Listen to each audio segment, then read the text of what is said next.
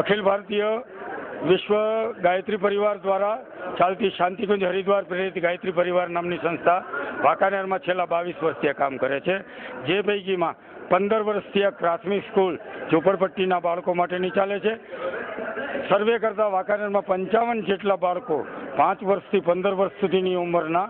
માનસિક ક્ષતિવાળા હોય, જેને અમે વિશિષ્ટ બાળકો એવું નામ આપ્યું છે. એ વિશિષ્ટ બાળકોની સ્કૂલ 2 વર્ષ પહેલાં ઘાસના ગોડાઉનની અંદર શરૂ કરતા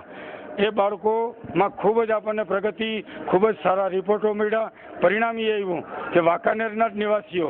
મુંબઈ વસતા એ લોકોની માતબર રકમના શુભ સહયોગથી આ એક વાત્સલ્ય મંદિરનું નિર્માણ માત્ર 4.5 મહિનામાં કરી ઘાસના ગોડાઉનમાંથી ભણતા બાળકો આજના શુભ દિવસે 50 જેટલા બાળકો રોજિંદા અહીંયા ભણવા માટે આવશે, જેને એક ડે સ્કૂલની માફક સવારે નાસ્તો, બપોરે ભોજન, સાંજે ઘેર એને મૂકવાની, લેવા અને મૂકવાની તમામ સુવિધા આ વેદમાતા ગાયત્રી ટ્રસ્ટ તરફથી કરવામાં નિઃશુલ્ક રીતે કરવામાં આવે છે.